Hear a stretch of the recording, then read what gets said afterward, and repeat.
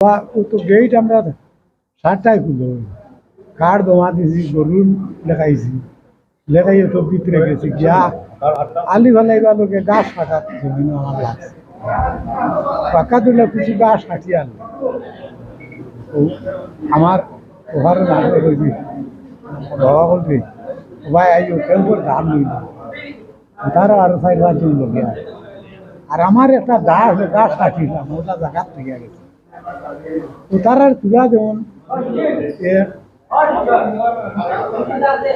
25-30 লই বেশ হইতে পারে তারাও নই আর আমি দা না তাইছি আর তো আইয়া ভারত আইয়া উঠিয়া নদীর নৌকা দিয়ে যাবে কয়জন আছেন তারা আপনার লইয়া গেছে 7 জন মারপিট করছেন এরিয়া ও মাইফিট করছে ভাবনো বাড়িয়া তো আমার মাথা বাড়ি বাড়ি আমার ভালো লাগছিল ঠিকানো লইয়া যাইতে সময় ওই ওরা খারাপ থাকে দিকাইছে তার ভাই ওষুদিন রাত্রে তাকে খুঁজাইয়া ভাইতিরা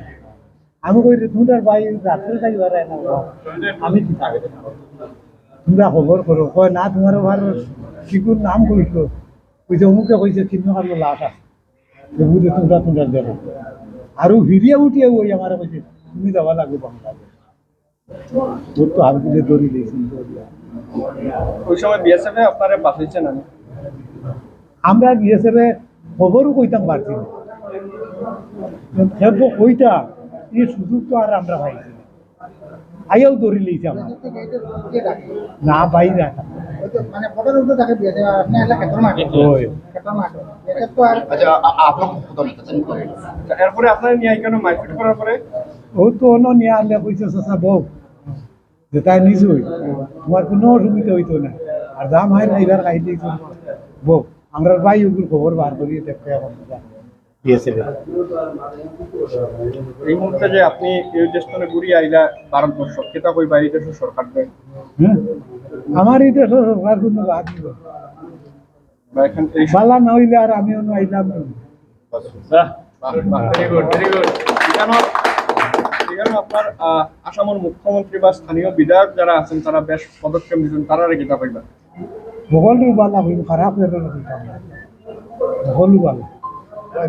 যেহেতু আপনারা সীমান্ত এলাকা বাংলাদেশিরা মারপিট করছেন ওই মাইটি করছে